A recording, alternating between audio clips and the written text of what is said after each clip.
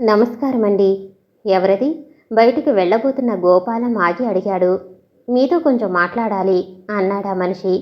అతనికి 25 సంవత్సరాలుంటాయి. చూడటానికి చాలా అందంగా ఉన్నాడు. అతన్ని చూడగానే గౌరవభావం కలిగింది గోపాలానికి. రండి కూర్చుందాం. అతడు వచ్చిన తన్ని లోపలికి పిలిచి కూర్చోబెట్టాడు. వచ్చిన యువకుడు గోపాలాన్ని తేరిపారా చూశాడు. అందమైన యువకుడు తన్నలా చూడటంతో అతడు తన క్రాఫ్ట్ సవరించుకున్నాడు. జేబులో ఉన్న చేతిగుడ్డతో ముఖం తుడుచుకున్నాడు. మీసాలలోనూ తలలోనూ అక్కడక్కడా నెరిసిన వెంట్రుకలు అతనికి 40 సంవత్సరాలకు పైనే వయసుంటుందని సూచిస్తున్నాయి. చెప్పండి అన్నాడు గోపాలం ఆలస్యాన్ని సహించలేనట్లు ముఖం పెట్టుకుంటూ. నేను మల్లవరం నుంచి వచ్చాను అన్నాడా యువకుడు. అలాగా బాబు, చాలా సంతోషం. ఇందాకటి నుంచి చెప్పవేం? ఆ అమ్మాయి శారద 2 కప్పులు చాపట్రా అంటూ అరిచాడు గోపాలం. అతడు కేక వేయగానే ఒక ట్రేలో 2 కప్పుల టీ తీసుకుని శారద వచ్చింది. కొత్త మనిషిని చూసి అడుగు వెనక్కి వేసింది.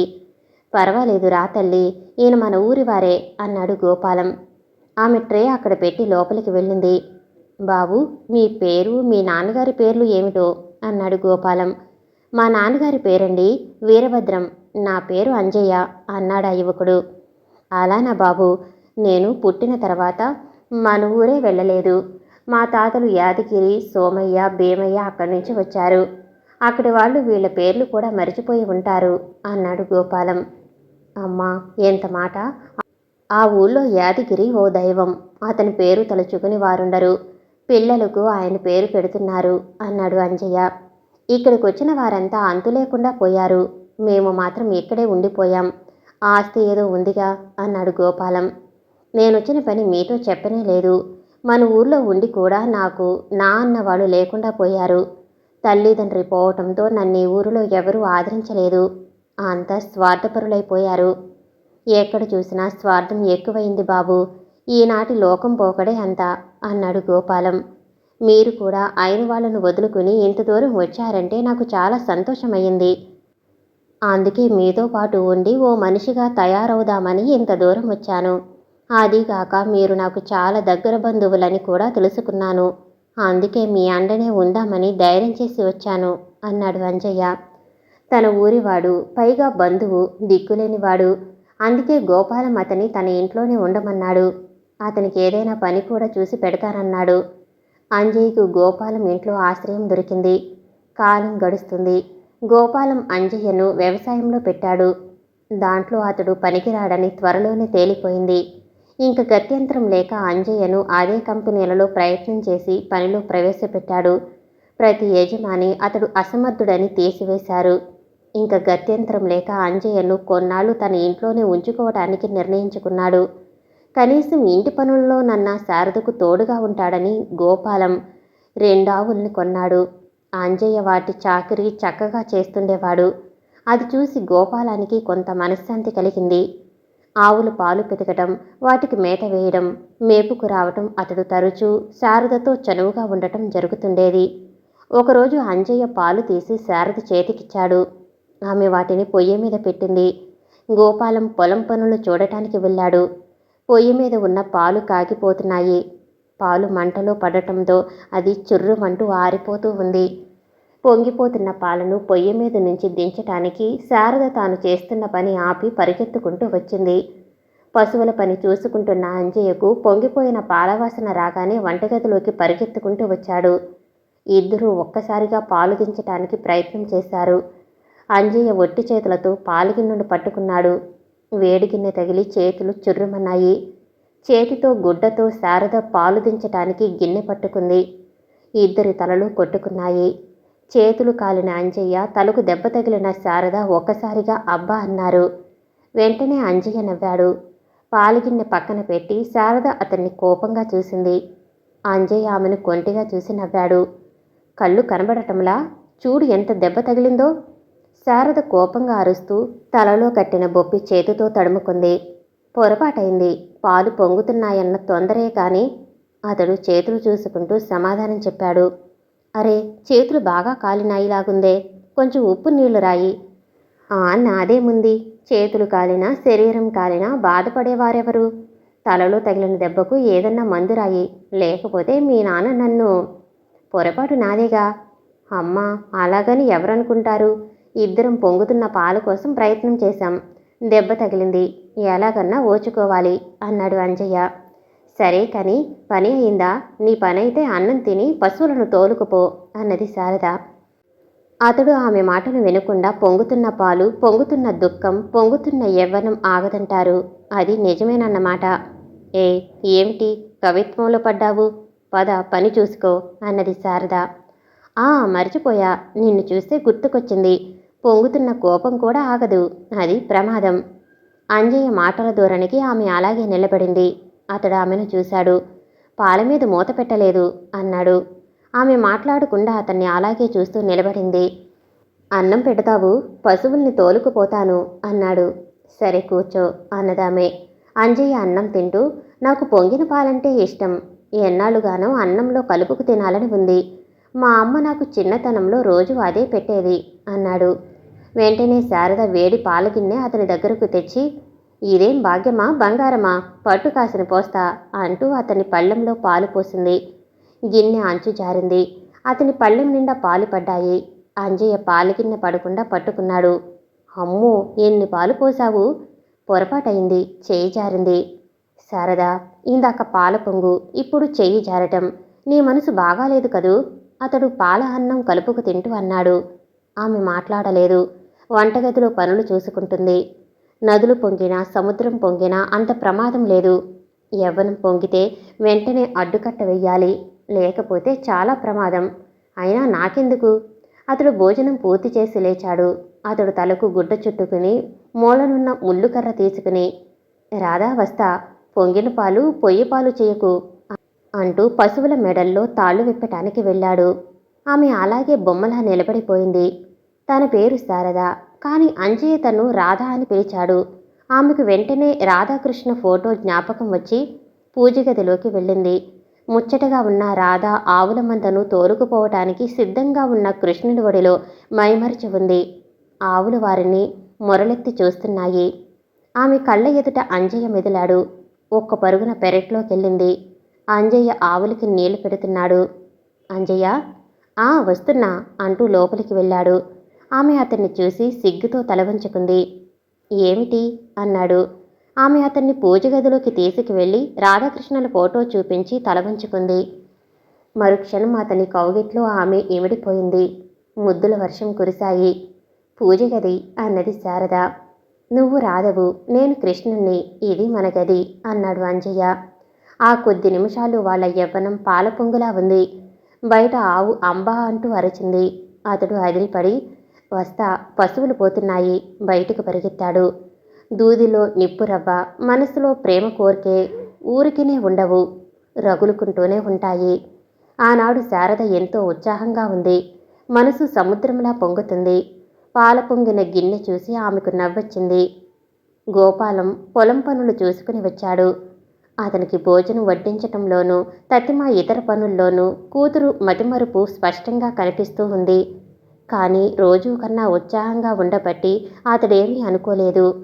భోంచేసిన తర్వాత అలా నడుం మాల్చటం గోపాలానికి అలవాటు. అతడు అరగంట నిద్రపోయి లేచాడు. చా తాగి అలా పొలాలకు వెళ్ళి రావటం అతని దినచర్య. అతడు లేవగానే వేడివేడి చా అందించేది శారద. ఆనాడు ఆమె చా ఇవ్వకపోవటంతో అతడు లేచి వంటగది దగ్గరకు వెళ్ళాడు. పొయ్యి మీద చా డికాషన్ కోసం పెట్టిన నీళ్లు మరిగిపోతున్నాయి. శారద పరిజ్ఞానంగా కూర్చుని పొయ్యి వంకే చూస్తుంది. అది చూసిన గోపాలానికి నవ్వొచ్చింది. శారద, చా ఇవ్వు తల్లి, అలా పొలాలకు వెళ్ళొస్తా అన్నాడు. ఏదో ఆలోచిస్తున్న శారద తండ్రి పిలుపుకు కంగారు పడింది. పొయ్యి మీద గిన్నె దించిపోయింది. ఒట్టి చేతులు చుర్రుమన్నాయి. అది చూస్తున్న గోపాలం మరోసారి గట్టిగా నవ్వాడు. ఆమె సిగ్గుతో తలవంచుకుంది. నాకు తెలుసమ్మా. తండ్రి అలా అనగానే ఆమె ముఖం వెలవెలాపోయింది. తల ఎత్తి తప్పు చేసిన దానిలా తండ్రి వంక ధీరంగా చూసింది. అందులో నీ తప్పు లేదమ్మా. నాన్న, అవునమ్మా, ఇంత వయసు వచ్చి ఇంత మాత్రం తెలుసుకోలేనా? ఇది లోక సహజం. నాన్న, నేను నేను నేను లేదు, నువ్వు లేదు. వయసొచ్చిన ఆడపిల్లని నా చాకి కోసం ఉంచుకోవటం తప్పే. ఎవరన్నా ఇల్లరికం వస్తే నా తల్లి నా కళ్ళ ముందరే ఉంటుందనే ఆశ తప్ప నాకు మరొకటి లేదు అన్నారాయన. ఆమె సిగ్గుతో తల ఉంచుకుని చా తయారు చేసి తండ్రికి అందించింది. ఆయన అది చప్పరించాడు. అమ్మా శారద, పంచదార వేయటం మరిచిపోయావమ్మా. కానీ నీ భర్తకిలాంటిదివ్వకేం అన్నాడు నవ్వుతూ. ఆమె మరింత సిగ్గుపడింది. తండ్రి చేతిలో కప్పు తీసుకుని అందులో పంచదార కల్పించింది. అతడు చా తాగేశాడు. అమ్మా, అలా పొలం వెళ్ళొస్తా, త్వరలోనే నీ మనసులో కోరిక తీరుస్తా అంటూ అక్కడి నుంచి వెళ్ళిపోయాడు. సాయంత్రం అంజయ్య రోజు కన్నా ముందుగానే పశువులను తోలుకుని కట్టేశాడు. అలవాటు ప్రకారం శారద అతనికి ఛాయ్ ఇచ్చింది. అది చప్పరించిన అంజయ్య, శారద, ఇందులో పంచదార లేదు అన్నాడు. ఇలా ఇవ్వు, కల్పిస్తా. నువ్వు వండగా నాకు పంచదార ఎందుకు? అంజయ్య చా తాగేసి ఆమెను అతని దగ్గరికి లాక్కున్నాడు. ఆమె పెదవులు ముద్దు పెట్టుకోబోయాడు. ఆగు, ఎవరైనా వస్తారు. చా, అదేమిటి అలా నోటి దగ్గర నోరు? శారద, కాదు కాదు రాధా, పంచదార లేని ఛాయ్ ఇచ్చావుగా, అందుకే నీ తీయని పెదవుల్లో ఉన్న తీయదనాన్ని చాలో కలుపుదామని. తండ్రి మాటలు ఆమెకు గుర్తొచ్చాయి. ఆమె ఇంకా మాట్లాడలేదు. శారద, కాదు రాధా, నిన్నొక్క క్షణం విడిచి ఉండలేను రాధా. అబ్బా, ఏమిటా మొరటుతనం? శరీరంలో ఎముకలు విరిగిపోతాయి. రాధా, నీకు శరీరం ఉందా? లేదు, నువ్వు అందాల రాశివి, పూల రాశివి, నేను గండు తుమ్మెదను. అలా వారెంతసేపు ఉన్నారో వారికే తెలియదు. దూడలు పాలు కోసం అరుస్తున్నాయి. ఆవులు కూడా వాటిని పిలుస్తున్నాయి. ఇంకా ఆలస్యం చేయకుండా అతడు పాలు తీయటానికి వెళ్ళిపోయాడు. శారద తన పని చూసుకోవటానికి వెళ్ళింది. రోజు కన్నా ముందుగా వాళ్ళ పనులు ముగిశాయి. గోపాలం పొలం నుంచి వచ్చాడు. ఆనాడు అతడెందుకో ముభావంగా ఉన్నాడు. భోజనాలయ్యాయి. వంటగదిలో పాలు కాగపెట్టడం, అంట్లు సర్దటంలో శారద ఉంది. బయట వసారాలో ఉన్న మంచం మీద గోపాలం కూర్చుని ఏదో ఆలోచిస్తున్నాడు. అంజయ్య అరుగు మీద తన పక్క వేసుకున్నాడు. అంజయ్య, పిలిచారా? అవును, మన ఊరంతా నీకు బాగా తెలుసుగా. తెలియకపోవటం ఏమిటి? ఇక్కడికి వచ్చే దాదాపు సంవత్సరం కావస్తుంటేను అన్నాడు అంజయ్య. ఇది కాదు అంజయ్య, మన ఊరు అదే మల్లవరం. ఓ, నాకు బాగా తెలుసు. ప్రతి ఇల్లు మనిషి తెలుసు. మీకేం కావాలి? మరేం లేదు, శారదను చూశావుగా. అరే, ఇవాళ మీరన్నీ కొత్తగా మాట్లాడుతున్నారు. శారదను రోజు చూస్తూనే ఉన్నానుగా. శారదను చూశావుగా, అందం, ఆకారం, అణుకువ, ఆస్తి అన్నీ ఉన్నాయి. నా ఒక్కగాని ఒక్క బిడ్డ, అందుకే అక్కడ మనకు సరిపడే సంబంధం ఏమైనా ఉందా అని. అంజయ్య దులుపుతున్న దుప్పటి అలాగే పట్టుకుని వంటగది వైపు చూశాడు. అక్కడ శారద కనిపించలేదు. అతడు మరింత పరీక్షగా చూశాడు. తలుపు పక్కనే శారద నిలబడి వారి సంభాషణ వింటూ ఉంది. కుర్రాళ్ళు చాలామంది ఉన్నారు. మన శారద అందం చూస్తే రైమంటూ రెక్కలు కట్టుకుని వచ్చి వాళ్తారు. కానీ అంటూ ఆగేవేం? చెప్పు అంజయ్య. అక్కడ కుర్రాళ్ళంతా మంచివాళ్లే, కానీ కండలు తిరిగి నోటికి బుద్ధి మందం, బుద్ధి ఉన్నోడికి ఆస్తి మందం, ఆస్తి ఉన్నోడికి ఆకలి మందం, ఆకలున్నోడికి ఆస్తులు మందం. అంజయ్య దండకం ఆరంభించాడు. తలుపు పక్కనే ఉన్న శారదకు నవ్వాగింది కాదు. ఆమె నవ్వేసింది. గోపాలం కూడా నవ్వాడు. అంజయ్యనేయ దండకంలా చదివేశావు. ఇంతకీ నీ ఉద్దేశం చెప్పు అన్నాడు గోపాలం. మన శారదకు అక్కడ సంబంధం కుదరదు. ఎందుకంటారా? మన తెలుగుదేశంలో కట్నాల బెడద జాస్తి. 1/2 ఎకరం ఉంటే 60,000 అందం, ఆకారం ఉంటే 6,000 మాత్రం. ఇంజనీర్ల డాక్టర్లకు లక్షలు, కుంటి గుడ్డీలకైతే 6 ఎకరాలు నిలువ దోపిడి. అది కాదు నేను అడిగేది, మనకు తగిన సంబంధం ఆ ప్రాంతాలలో దొరకదా అంట అన్నాడు గోపాలం. చూడండి, అమ్మాయికి పెళ్లి చేస్తారు, తర్వాత పంపేస్తారు, ఆ తర్వాత మీరు చెయ్యి కాల్చుకుంటారు, అంతేగా. అవును మరి, ఆడపిల్ల అన్న తర్వాత పెళ్లి చేయాలి కదా. కానీ ఒక్కగానొక్క పిల్లను కళ్ళ ముందే ఉంచుకుందామని ఇల్లరికం కోసం ప్రయత్నం. బాగుంది, దానికింత శ్రమెందుకండి? ఇక్కడే ఎవరినన్నా చూసి మూడేస్తే సరిపోలా? అంజయ్య, నాకు ఇష్టం లేదు. కులమున్న కోత అయినా పర్వాలేదు. అంతేకాని మతాలు ఆచారాలు వేరుగా ఉన్న చోట ఇచ్చుకోవటం పుచ్చుకోవటం మంచిది కాదు అన్నాడు. ప్రేమకు, అందులోనూ నిజమైన ప్రేమకు ఇవన్నీ అడ్డంకంటారా? మగ ఆడ మనసులు కలిసినప్పుడే ప్రేమ, అది దైవ సమానం అన్నాడు అంజయ్య. అవన్నీ పుస్తకాల్లోనూ ఉపన్యాసాల్లోనూ ఉండే కవులు. జీవితంలో అది ఆచరించడం చాలా కష్టం. నా మటుకు నేను కులం మతం లేకుండా శారద వివాహం చేయను అంతే. అతని మనోనిశ్చయం వెల్లడించారు. అలాగైతే శారద పెళ్లి కావడం చాలా కష్టం గొడిగాడు అంజయ్య. అరగంట సేపు వారెవ్వరూ మాట్లాడలేదు. రేపు నేను మల్లవరం వెళతాను. అక్కడ ఆ పక్క ఊళ్ళలోనైనా చూసి వస్తాను. ఆంధ్రదేశం గొడ్డుపోలేదుగా అన్నాడాయన. అనుకున్న ప్రకారం గోపాలం ప్రయాణానికి సిద్ధమయ్యాడు. పొలంలోనూ ఇంటి వద్ద చేయవలసిన పనులన్నీ అంజయ్యకు ఇంటి వద్ద జాగ్రత్తగా ఉండమని శారదకు చెప్పాడు.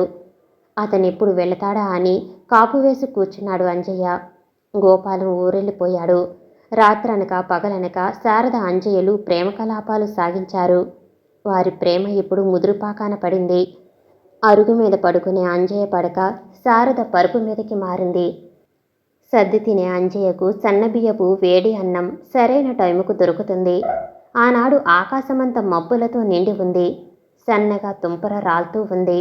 అంజయ్య ఆవులను పెందలాడే తోలుకొచ్చి పాలు తీశాడు. శారద అంజయ్య కలిసి భోంచేశారు. 10 దాటకుండానే తలుపులు బంద్ అయ్యాయి.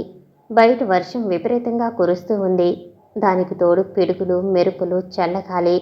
వారిద్దరూ ఒకరి కౌగిలలో మరొకరు ఉన్నారు. శారదా, మీ నాన్న నీకోసం సంబంధం చూడబోయాడుగా. చూడనివ్వకండి. ఆయనేదో ఒక సంబంధం ఖాయం చేసుకొస్తాడు. చెయ్యనివ్వండి. నువ్వు ఇష్టపడతావా? చూద్దాం. అతడు ఒక్కసారిగా ఆమె కౌగిలి విడిపించుకున్నాడు. అంటే ఆ వచ్చేవాడు ఎర్రగా బుర్రగా ఉంటే చేసుకుంటావా? మరి మా నాన్న మాట కాదంటే ఎలా? అందుకని నన్ను మోసం చేస్తావా? నీ ఆడబుద్ధి పోనిచ్చావు కాదు. మరేం చెయ్యమంటారు? మన విషయం మీ నాన్నకు ధైర్యంగా చెప్పేసెయ్యి. అమ్మ బాబు, మా నాన్న చంపేస్తాడు. అందుకని ముక్కు ముఖం తెలియని వాళ్లతో పెళ్ళా శారదా? ఇదేనా నీ ప్రేమ? ఆ రోజుల్లో ప్రేమ అనే శబ్దానికి అర్థమేముందండి? ఆ అమ్మాయి వెంట ఆ అబ్బాయి పడగానే అది ప్రేమ. అలా అనటం కంటే దాన్ని కామోద్రేహం అనండి బాగుంటుంది అన్నది శారద. అంటే మనిద్దరిది ప్రేమ కాదంటావా? ప్రేమ స్వార్థాన్ని కోరదు, అది త్యాగాన్ని కోరుతుంది అన్నది ఆమె నవ్వుతూ. అలాగైతే నా త్యాగాన్ని చూడటానికి ఏదైనా పరీక్ష పెడతావా? నేనేం రాజకుమార్తెని కాదు మీకు పరీక్షలు పెట్టి అందులో నెగ్గిన వారినే వివాహం చేసుకోవటానికి. మరి నన్నేం చేయమంటావు? ఇదిగో శారదా, నిన్ను మనసారా ప్రేమిస్తున్నాను. నీవు నాకే పరీక్ష పెట్టినా సిద్ధం. చివరకు నీ చేతితో కాలకోట విషం ఇచ్చినా తాగుతాను. వారలా మాట్లాడుతూనే కాలం గడిపేశారు. రాత్రి పొద్దు గడిచిపోయి తెల్లవారిపోవటం వారికి తెలియకుండానే జరిగిపోతూ ఉంది. ఎవరో తలుపు తట్టిన శబ్దమయింది. శారదకు మెలకువ వచ్చింది. కానీ ఆమె వెంటనే లేవలేకపోయింది. అంజయ్య చేతులు ఆమెను పెనవేసుకున్నాయి. వాటి నుండి విడిపించుకోవటానికి ఆమె చాలా ప్రయత్నం చేసింది. నెమ్మదిగా ఆరంభమైన తలుపులు చప్పుడు ఇప్పుడు గట్టిగా వినిపిస్తూ ఉంది. వస్తున్న ఆగండి అంటూ ఆమె కేక వేసింది. అంజయ్యను లేపి పెరటిదారి గుండా పంపాలని ఆమె ప్రయత్నించింది. కానీ అంజయ్య గాఢ నిద్రలో ఉన్నాడు. ఎలాగో అతన్ని బల్లుకప్పు పట్టు నుంచి విడిపించుకుని తన చీర సవరించుకుంది. బయట తలుపు కొడుతున్న శబ్దం జోరుగా వినిపిస్తూ ఉంది.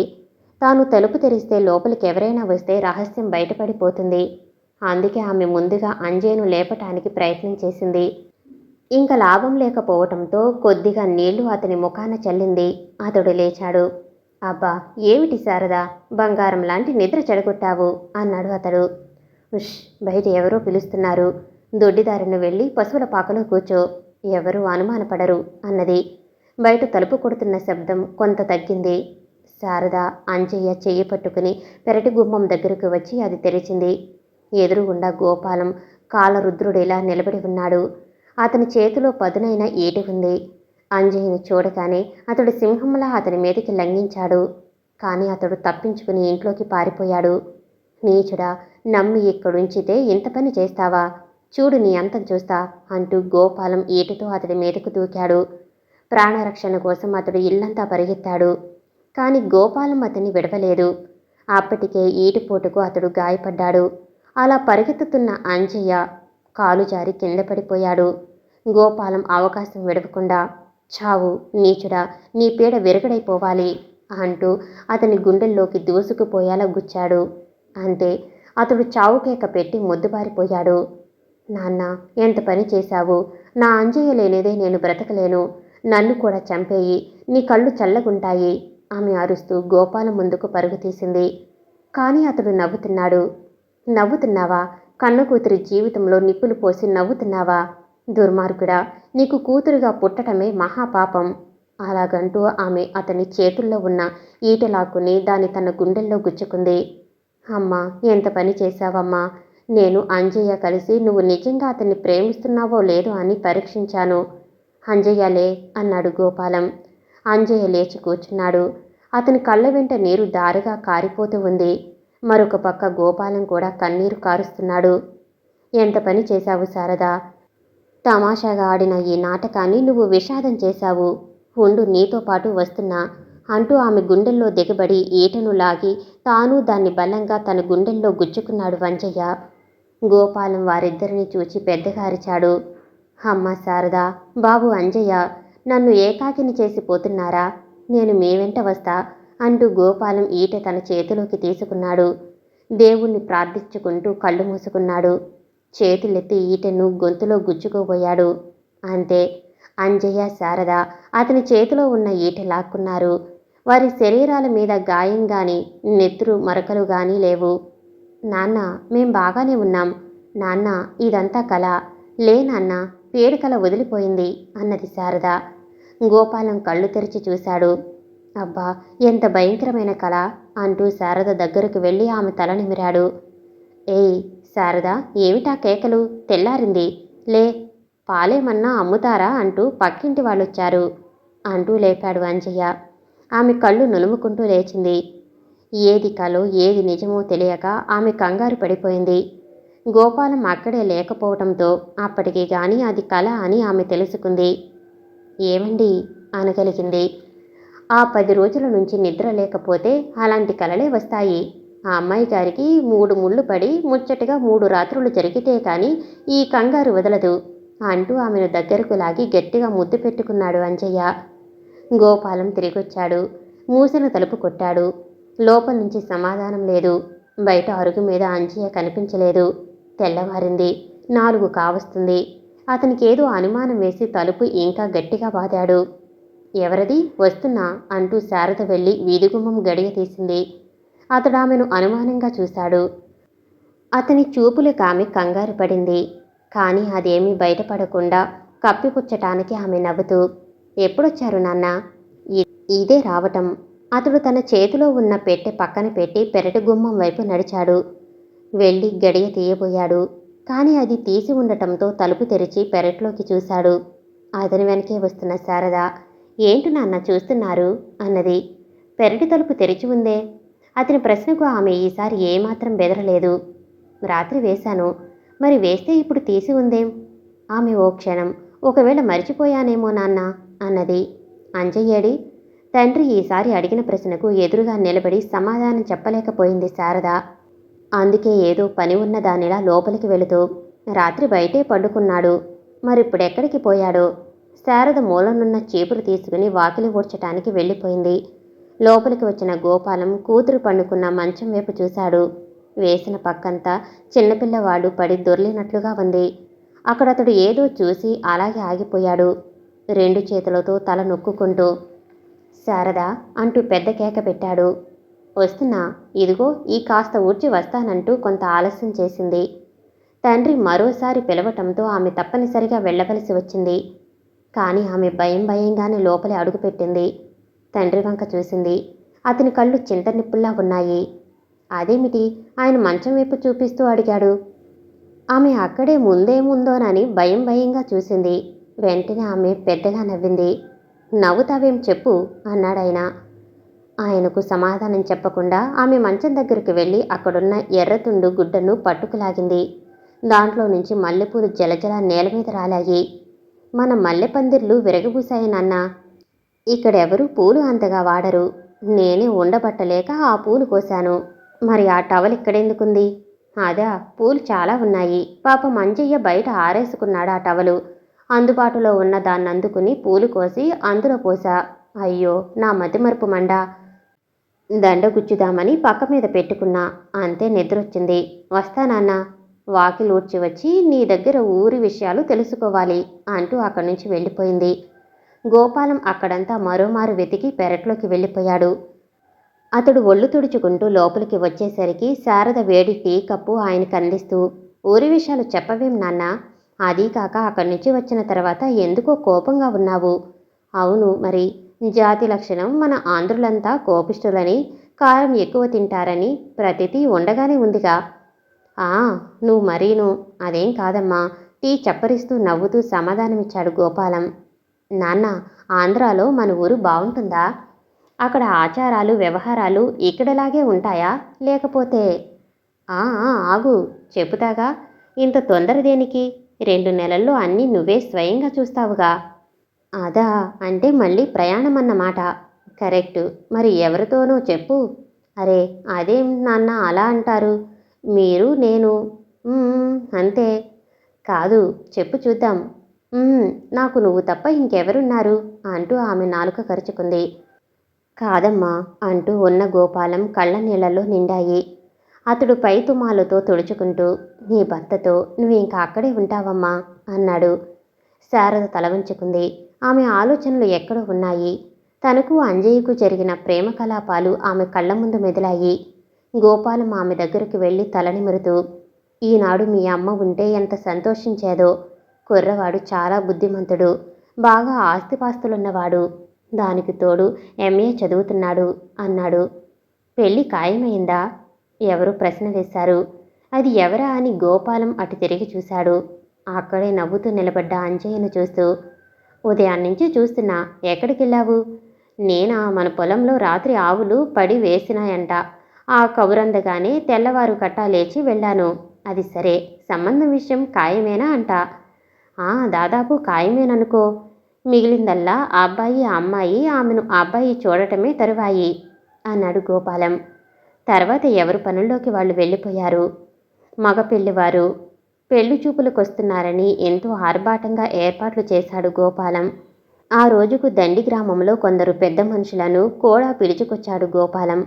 పెళ్లి కూతుర్ని చూసిన పెళ్లి కొడుకు ఆమెను చేసుకోవటానికి వెంటనే అంగీకరించాడు. జంట చాలా బాగుందంటూ అక్కడ చేరిన అమ్మలక్కలు అప్పుడే ఆరంభించారు. ఇచ్చిపుచ్చుకోవటాలు మాట్లాడుకున్నారు. పెద్దలు పెళ్లికి లగ్నం అవి పెట్టేశారు. నెల 15 రోజులే ఉంది. పెళ్లికి వచ్చిన వారంతా వెళ్ళిపోయారు. తర్వాత తండ్రికి శారద అన్నం వడ్డిస్తుంది. ఆమె పరధ్యానంగా ఉండటం చూసిన గోపాలం, నా తల్లి చాలా అదృష్టవంతురాలు, కాకపోతే నాకే కష్టం. అమ్మా, నీ పెళ్ళయ్యి వెళ్ళిపోతే నాకిలా వండి పెట్టేదెవరు అన్నాడు. నాన్న, ఆమె ఆగింది. చెప్పు తల్లి, ఆగావేం? నాకీ పెళ్లి వద్దు. నోటి దగ్గరకు పోయిన ముద్ద అలాగే అతని చేతిలో ఉండిపోయింది. అతడు కూతుర్ని మరోసారి అనుమానంగా చూస్తూ, శారదా అన్నాడు. అవును నాన్న, నేను లేని మీకెవరు వండి పెడతారు? మీ కష్టసుఖాలెవరు చూస్తారు? ఓ అదా, బాగుందమ్మా, బాగుంది. తల్లిదండ్రులను వదిలి కాపురానికెళ్ళే ప్రతి ఆడపిల్ల ఇలాగే అంటుందమ్మా. 4 రోజులు భర్త దగ్గరుంటే ఇంక తల్లి తండ్రి అన్న తమ్ముడా అన్నీ మర్చిపోతారు అంటూ పెద్దగా నవ్వి మళ్ళీ భోజనం ఆరంభించాడు. నాన్న, మళ్ళీ ఏమిటమ్మా సందేహం? నాకు ఆ అబ్బాయి నచ్చలేదు. ఆ మాట అని ఆమె పెరుగు గిన్నె ఉప్పు తండ్రి దగ్గర పెట్టి వంటగదిలోకి వెళ్ళిపోయింది. పెరుగు అన్నంలో పోసుకోబోయిన గోపాలం పళ్ళెంలో చెయ్యి కడుక్కుని లేచాడు. చెయ్యి తుండుగుడ్డకు తుడుచుకుంటూ, శారదా, ఆ విషయం నాకప్పుడే చెప్పి ఉంటే మరో సంబంధం చూసేవాడినిగా. తీరా లగ్నాలు పెట్టుకున్న తర్వాత ఆ మాటంటే నలుగురిలో మన పరువేమన్నా ఉంటుందా? నాన్న, ఆ మాటకొస్తే ఆ అబ్బాయి నాకు నచ్చాడా లేదా అని అడిగారా? అలాంటప్పుడు అది కాదమ్మా, ఆ అబ్బాయి అందగాడు. అంతేకాదు, అందరికీ మంచివాడుగా ఉన్నాడు. అందుకే నా మాట కాదనకు. మనసు ఒక చోట మనువొక చోట నాకిష్టం లేదు నాన్న. నేను వాళ్లకు మాటిచ్చాను. మరి నా మర్యాదేం కావాలి? నాన్న, ఆయన్నే ఇక్కడుండమను, లేదా నువ్వు నా వెంట రావటానికి వాళ్ళని ఇష్టపడమను అన్నదామే. అమ్మ శారదా, ఇది లోకం. మనం నలుగురితో పాటు నడవాలి. నేనంటే నీకు ప్రేమే, కానీ అంత మాత్రాన నన్ను కూడా నీతో రమ్మంటే బాగుంటుందా? అలాంటప్పుడు నాకు పెళ్ళే వద్దు నాన్న. ఈ సంబంధం వదులుకుంటే మనం ఇక ఆంధ్రాతో సంబంధాలు వదులుకోవాల్సిందే. లోకవేం గొడ్డుపోలేదు. నువ్వే ఆలోచించు నాన్న అంటూ ఆమె వంటగదిలోకి వెళ్ళిపోయింది. గోపాలం కూడా వెళ్ళిపోయాడు. అంతవరకు పెళ్లి ప్రయత్నాలు చేయదలుచుకున్న గోపాలం వాటి మీద అంత శ్రద్ధ చూపించడం లేదు. కాలం జరిగిపోతూ ఉంది. గోపాలం ఒకరోజు పొలం వెళ్ళి వచ్చాడు. ఆ దృశ్యం చూసి అతడు చలించిపోయాడు. శారద కక్కుకుంటుంది. ఆమెకు దగ్గరలో అంజయ్య గ్లాసులో నీళ్లు తీసుకుని నిలబడి ఉన్నాడు. అమ్మ ఏమైందమ్మా అంటూ తండ్రి రాగానే శారద కంగారుగా లేచి నిలబడింది. అబ్బే ఏం లేదు నాన్న, వాంతి అయింది అంతే. ఉదయాన్నే పరగడుపున వేరుశనక్కాయలు తిన్నా, పైత్యం చేసి ఉంటుంది అన్నది. అబ్బే కాదండి, ఇందాకటి నుంచి 4-5 సార్లు అయ్యింది. మీరు దడుస్తారని ఇంకా ఏదో అనబోయిన అంజయ్య మాటలకు ఆమె అడ్డు తగులుతూ, అంతా ఒట్టిదే నాన్న, ఈయనెప్పుడు అంతే, పదండి వడ్డిస్తా. ఆమె తండ్రికి అంజయ్య వడ్డించింది. వారిద్దరూ భోంచేశారు. తర్వాత ఆమె భోంచేయటానికి కూర్చుంది. ఆమె కూరలన్నీ మాని నిమ్మకాయ పచ్చడి మాత్రమే తినటం చూశాడు తండ్రి. ఆమె మరోసారి అన్నం ముందు నుంచి లేచి వెళ్ళి వాంతి చేసుకుంది. తండ్రి గ్లాసుతో నీళ్లు అందించటంతో అవి తాగి లేచింది. వెంటనే కళ్ళు తిరిగి కింద పడిపోయింది. గోపాలం కేక వేయటంతో అంజయ్య లోపలికి వచ్చాడు. వారిద్దరూ శారదను మంచం మీద చేర్చారు. గోపాలం చెప్పగానే అంజయ్య పక్క వీధికి పరిగెత్తి కొత్తగా ప్రాక్టీసు పెట్టిన లేడీ డాక్టర్ని వెంట పెట్టుకొచ్చాడు. ఆమె శారదను పరీక్షించి ఓ ఇంజెక్షన్ ఇచ్చింది. శారద లేచి కూర్చుంది. ఆ అమ్మాయికేం భయం లేదు, కంగారు పడకండి అంటూ లేడీ డాక్టరు గోపాలాన్ని అంజయ్యను చూసింది.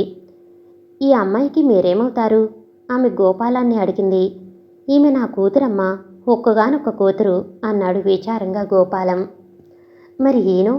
అంజయ్య కేసి చూసి అడిగింది. అతను మా పాలేరు. గోపాలం తడుముకోకుండా జవాబిచ్చాడు. అలాగైతే అతన్ని బయట ఉండమనండి, మీతో కొంచెం మాట్లాడాలి అన్నది లేడీ డాక్టరు. వారు చెప్పకుండానే అంజయ్య బయటికి నడుస్తూ పాలేరు అంటూ నెమ్మదిగా అని పళ్ళు పటపటా కరుగాడు. ఈమె భర్త ఎక్కడా? లేడీ డాక్టరు ప్రశ్నకు గోపాలం ఎదిరిపడ్డాడు. ఈమెకింకా పెళ్లి కాలేదు అన్నాడతను. ఆమె ఆ తండ్రి వంక కూతురి వంక చూసింది. తర్వాత తన బ్యాగు సర్దుకుని బయటికి నడుస్తూ మీరిలా రండి అన్నది గోపాలం కేసి చూస్తూ. అతడు ఆమె వెంట బయలుదేరాడు. మాటా పలుకు లేకుండా ఇద్దరూ డాక్టర్ గారి డిస్పెన్సరీ చేరారు. అక్కడ ఆమె గోపాలం గారితో మీ అమ్మాయి గర్భవతి అన్నది. గోపాలం ఆ మాట వినగానే పిచ్చివాడిలా లేచాడు. డాక్టర్, మీరేమంటున్నారో తెలుసా? తెలుసు, పెళ్లిగాని కన్ని పిల్ల తల్లి కాబోతున్నది. ఆ విషయం లోకానికి తెలిస్తే ప్రమాదం అన్న విషయాన్ని జాగ్రత్తగా ఉంచటానికి డాక్టరుగా నేను మీకు రహస్యంగా చెబుతున్నా అన్నది. గోపాలం కొయ్యబారిపోయాడు. అక్కడే ఉన్న కుర్చీలో కూలబడిపోయాడు. డాక్టరు చెప్పటంతో నర్సు ఓ గ్లాసు మంచినీళ్ళు తెచ్చి గోపాలానికి ఇచ్చింది. అవి గబగబా తాగేసి గోపాలం లేచాడు. చూడండి, లోకంలో అందరూ తప్పులు చేస్తారు, కానీ ఆడది తప్పు చేస్తే వెంటనే దొరికిపోతుంది. అది ఆమెకు సృష్టి శాపం.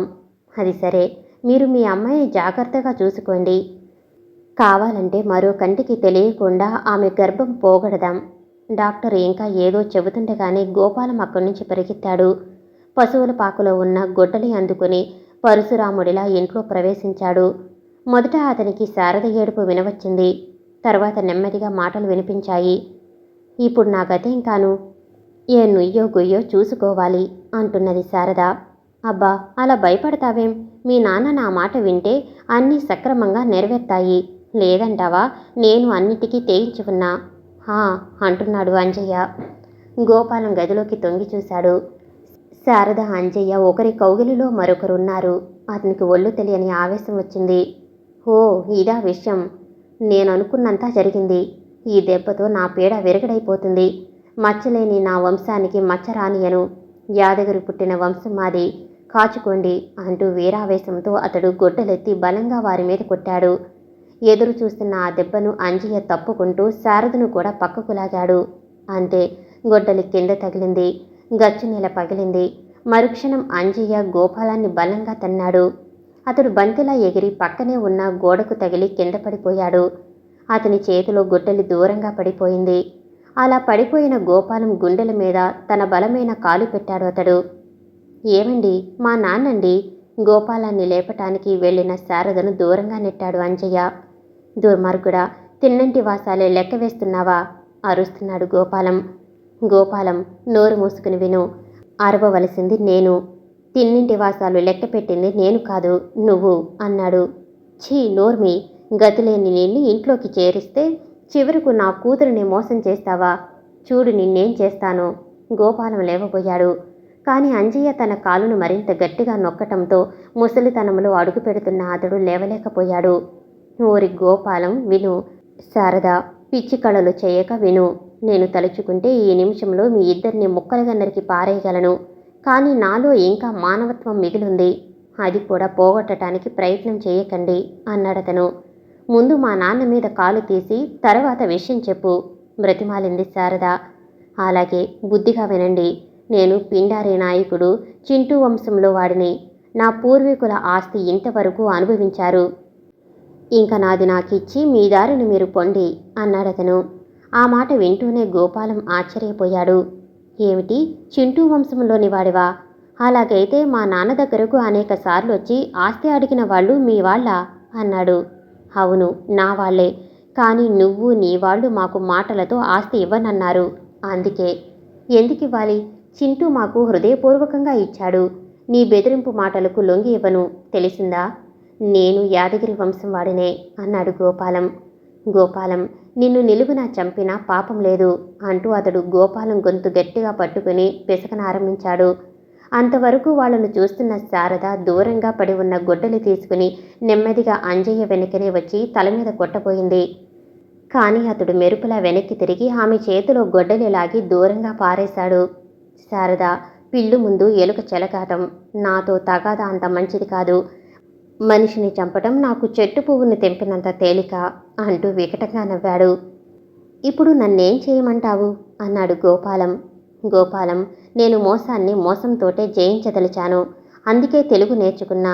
వీరభద్రం కొడుకునని నీకు కథలు చెప్పా. మాది మల్లవరం అని నమ్మించా.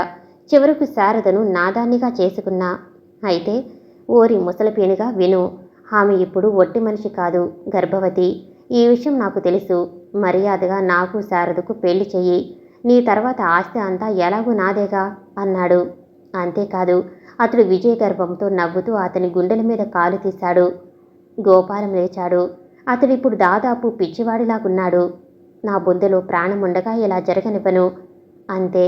శారద, ఎంత పని చేశావు చూడు. నీ మూలాన నిప్పులాంటి నా వంశం నాశనం కావటానికి సిద్ధంగా ఉంది. అతడు ఆమె మీదకు పరిగెత్తాడు. కానీ అంజయ్య ఆపాడు. ముసలోడా, ఆగు. ఆవేశంలో వివేకం లేకుండా ప్రవర్తించకు. నేను వెళుతున్నా. నా వాళ్లను చూసి చాలా రోజులైంది. బాగా ఆలోచించుకోండి. అరే గోపాలం, తొందరపడి ఏదన్నా చేశావు జాగ్రత్త.